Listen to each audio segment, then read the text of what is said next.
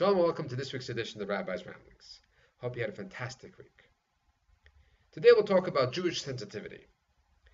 In this week's parasha of Chayei Sarah, the time has come for Yitzchak to get married, but Avraham is not happy with the caliber of the girls that live in the land of Canaan, where he currently resides.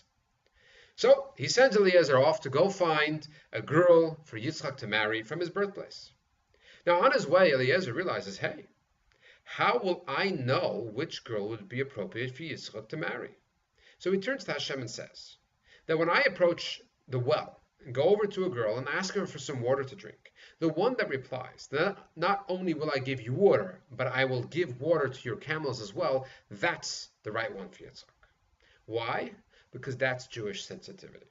It's one thing to respond to verbalized need, but it's an entirely different thing for someone to realize that even though he only asked water for himself, his camels were in need of water as well. And that's what happens. Rivka sees Eliezer. He clearly has been traveling through the hot deserts and says to herself, he may not have asked me for water for his camels, but if he is hot and thirsty, I'm sure his camels are as well, and therefore I will offer water for them too. Another story. A rabbi is approached before Pesach by someone in his community that he wants to know if it would be permissible for him to use milk for the 4 cups during the Seder.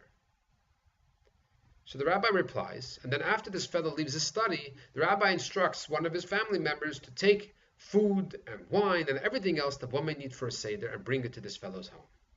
Now when this family member returns back home, he goes into the rabbi's study and asks, how did you know that that fellow was in such an extreme state of poverty? To which the rabbi replied, it's very simple. The fact that he asked me if he can use milk for the 4 cups during the Seder means he doesn't have enough money to buy meat and all the food necessary to have a proper Seder for him and his family. See, that's Jewish sensitivity.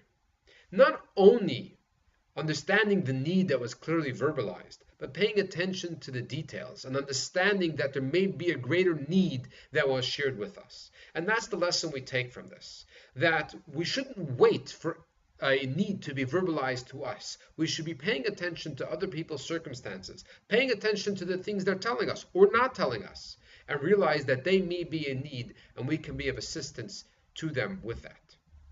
Remember, you matter, so make a difference. Shabbat Shalom.